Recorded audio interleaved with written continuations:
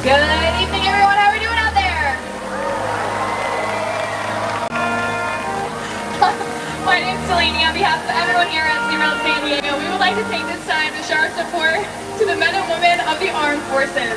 At this time, we ask that any member of the U.S. military, past or present, and the armed forces of our allies from around the world to please rise and remain standing. We thank you for your service.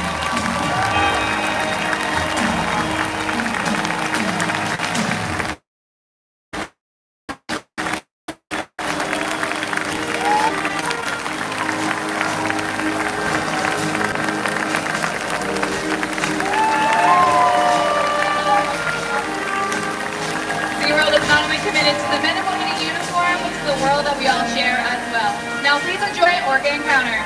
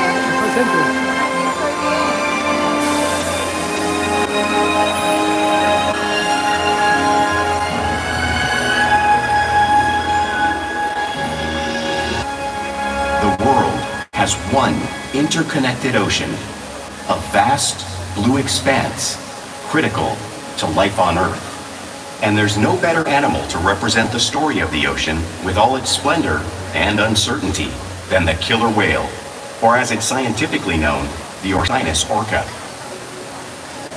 The orca lives in every corner of the ocean, from the Arctic to the Atlantic, the Southern to the Indian, to the mighty Pacific and beyond.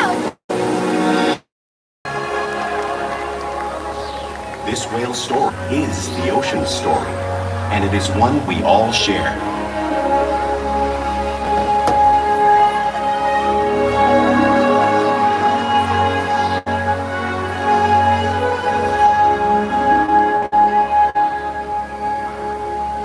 Welcome to SeaWorld's ORCA Encounter. My name is Juliana, and I am so honored to introduce you to this majestic and intriguing animal.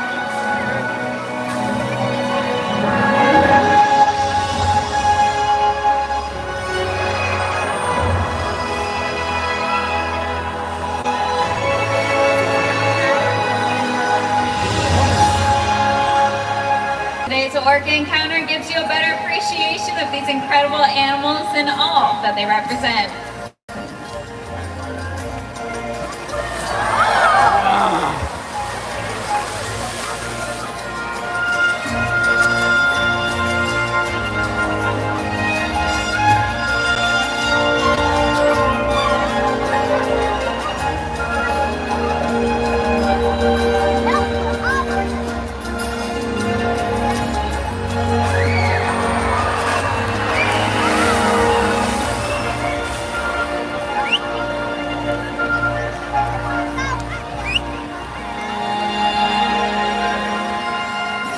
While they are found in every ocean, orcas living off the coast of Iceland are quite different than those near Costa Rica. In fact, there are at least 10 types or ecotypes of killer whales. An ecotype describes the differences between killer whale size, physical form, prey, social structure, and habitat. As you can see, the differences are subtle, but noticeable when compared side by side. Orcas are adapted perfectly to their environments. And even the whale's black and white coloration has a purpose. It camouflages the outline of their bodies in the water, making it easier for them to surprise and catch their prey.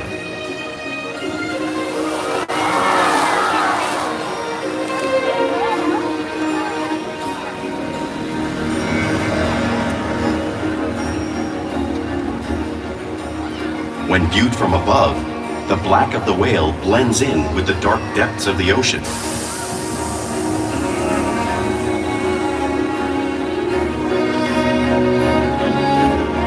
When viewed from below, the orca's white bellies match the brighter surface of the water, blending with the light above, giving them the perfect camouflage.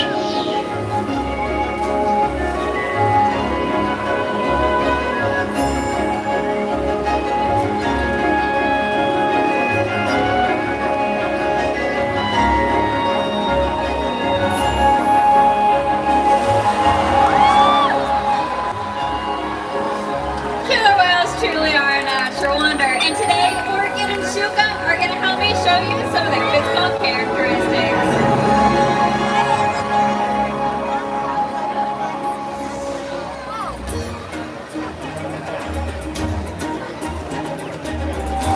Their blowhole is perfectly designed for catching a quick breath of air right at the surface of the water. Even the location of their eye works to their advantage. It looks like it's in that white patch, but that's a visual distraction. It's actually located just in front in that black area, camouflaged for thrashing prey. The fin on top of the whale's back is called the dorsal fin, which helps stabilize them while they swim and regulate their body temperature.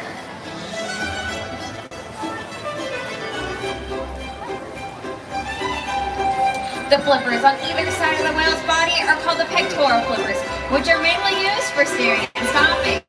Pectoral flipper has 5 bony digits inside of it, just like the human hand.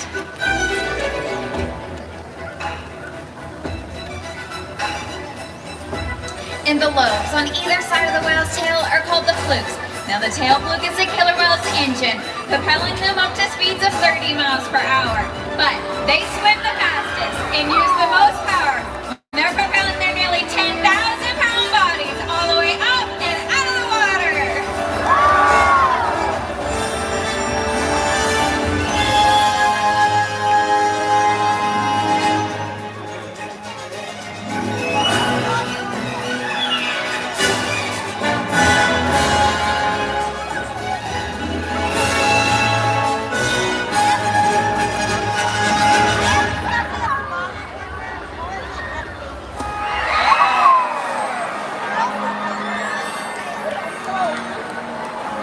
Killer whales are highly social animals with a well-defined social structure. An orca pod is always led by a female. Though just half the size of her male counterpart, she is in charge. It's all about attitude, not size. Because they live and work as a group, orcas need to communicate with sounds and body language. Orcas use clicks for echolocation or navigation.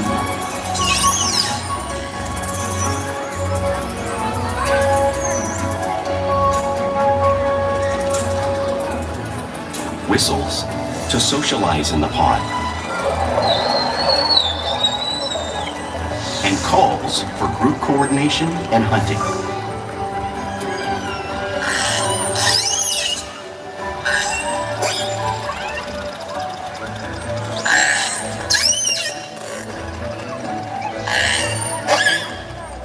Vocal development studies here at SeaWorld show that early on, calves learn vocalization from their mothers. But as they grow, they learn from others close to them as well. This is a bottlenose dolphin call that Shuka learned and even taught other killer whales here at SeaWorld. In fact, orcas are the largest members of the dolphin family.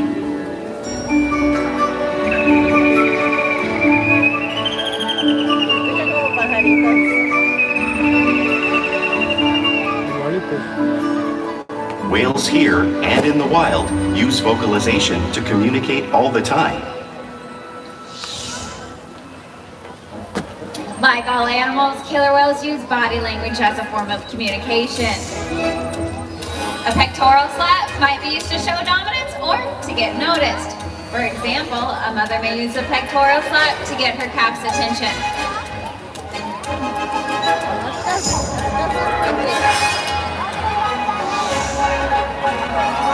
But when they really want to be heard, they breathe.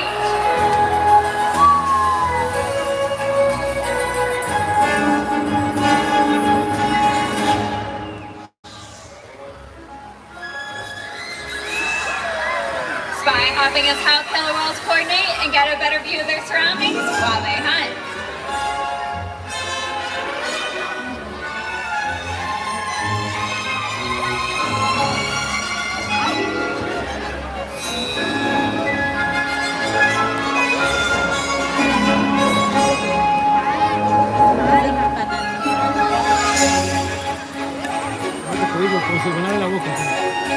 Fluke slats are also a form of communication killer whales use in the wild and right here at SeaWorld.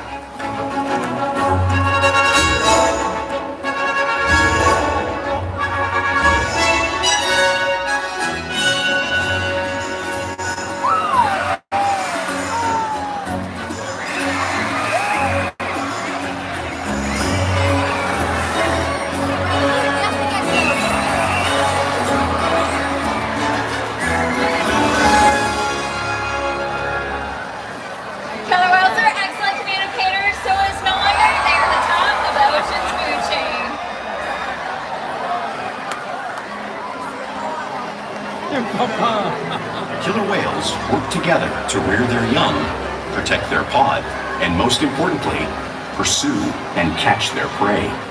Every day they cooperate to survive in the wild oceans of the world. The orca's hunting techniques are as varied as the whales themselves.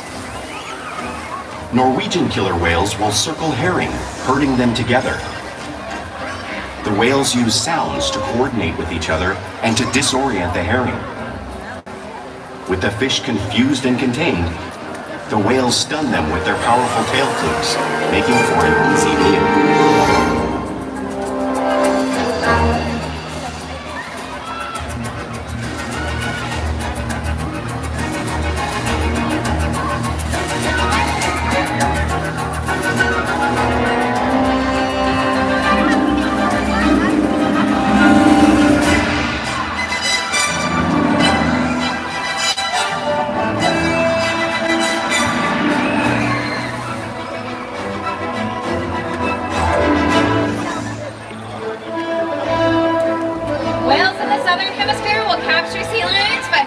Right off of the beach. Watch as ORCA demonstrates the same behavior and movement right here in the slide out.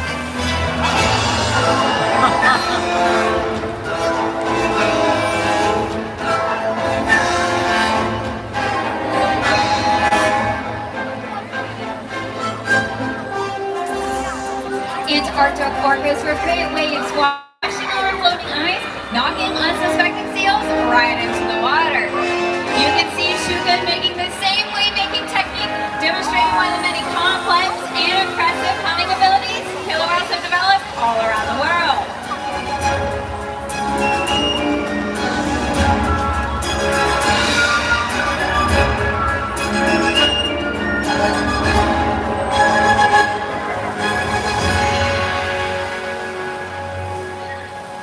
Now, you may have just seen all of these waves crashing in front of you, but you can't truly imagine the amount of water displaced until you experience it firsthand.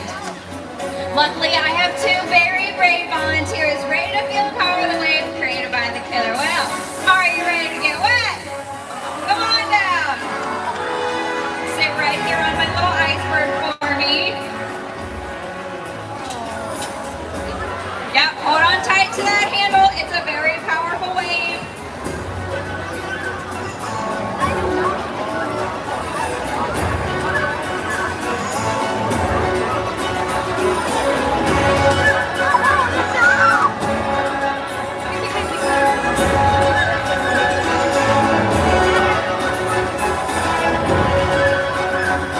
All right, here comes that wave in 3, 2, 1. It's cold, huh? Y'all did great.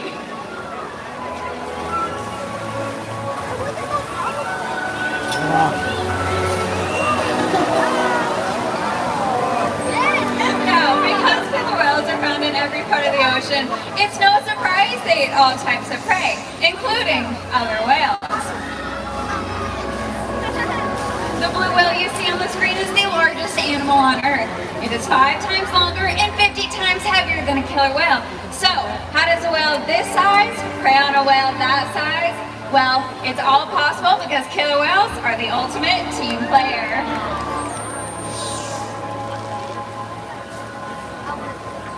In this example, we see the larger male orcas surround a sperm whale, forming a perimeter, while the females continue to drive the whale forward until it reaches exhaustion. The calves then move in to join the adults in the group. Whatever their prey, killer whales always cooperate and hunt together, making them a highly successful predator.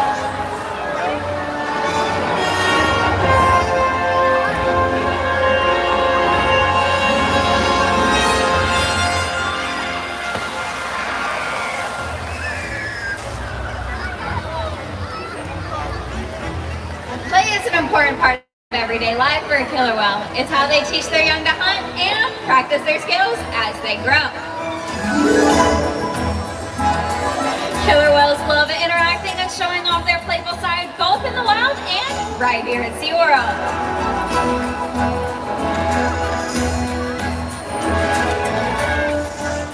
Porpoising is when a killer whale swims fast to the surface, breaking out of the water just briefly.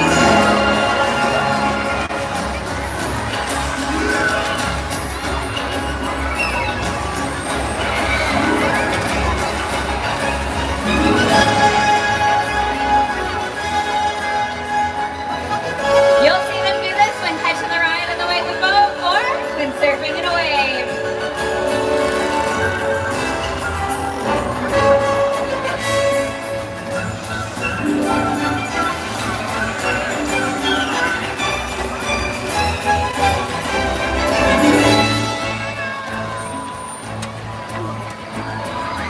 Killer whales love to be touched and will rub their bellies on rocks when they can. You'll see Shuka do this here, just like whales in British Columbia.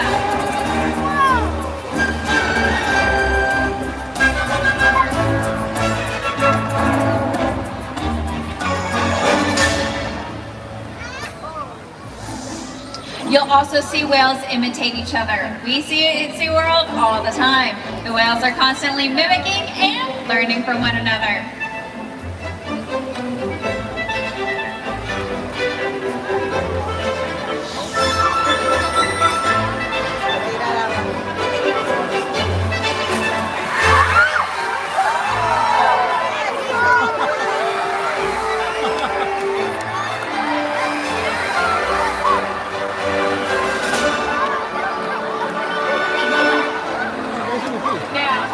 Behavior does have a purpose. A tail whip might be used to stop fish while hunting, but today, these whales might just be studying all of you.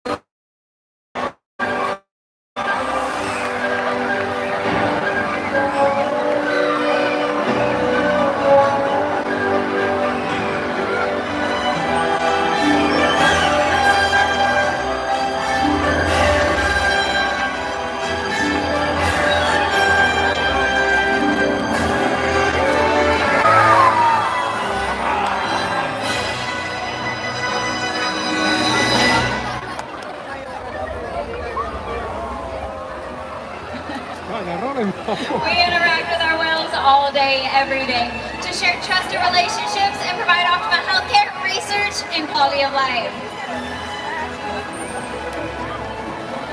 The whales here take an active role in their own health and well-being.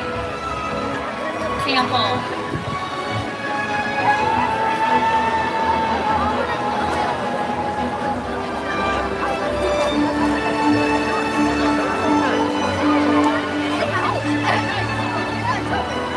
They'll also slide up on a scale so we can monitor their weight, just as Orchid is showing you on the screen.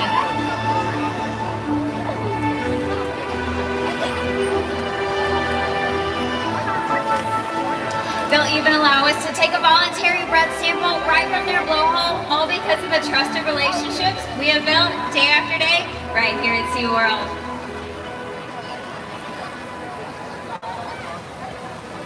Now, I want to introduce you all to a very special member of our pod. Everybody, please give a big round of applause for Orchid. At 34 years old, Orchid was the first ever whale born right here at SeaWorld San Diego. Orchid knows over 300 behaviors, and one of her favorite things to do is to pair behaviors together. Orchid has inspired millions of guests, such as yourself, to help protect and conserve our oceans and her wild counterparts. We challenge our whales every day to learn new things, to engage and stimulate their minds. Diet, exercise, and of course play help keep these whales in great shape. The whales here at SeaWorld have helped killer whales in the wild by participating in many research studies. One ongoing study monitors the whale's heart rate and breathing to understand how marine noise pollution from ship engines and other sources affect wild populations. In another study, scientists from NOAA, the National Oceanic and Atmospheric Administration, took measurements of the killer whales living here, including pregnant whales. By comparing these measurements with drone footage of killer whales in the wild, scientists are able to monitor the wild population's nutritional and reproductive states. Other research has been done here at SeaWorld on the mother whale's milk composition. This research will help create an effective model to understand how toxins in the ocean impact wild killer whales and their milk supply. What we learn from the whales in our care every day is actively helping whales in the wild survive. And just by being here today, you've supported our rescue, research, and conservation efforts all around the world. If we work together, like the killer whale, we can protect the future of the Orcinus orca and this beautiful planet that we all share.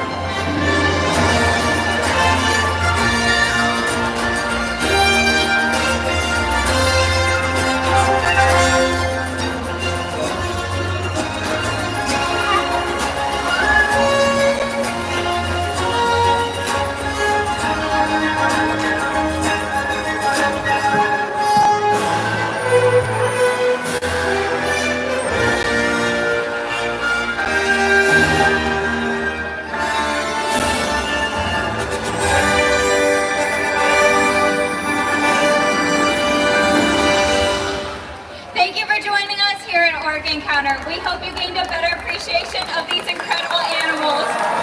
Enjoy the rest of your day here at SeaWorld.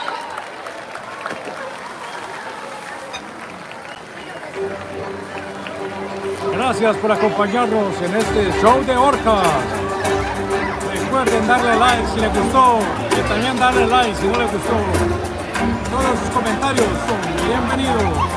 Hasta una próxima.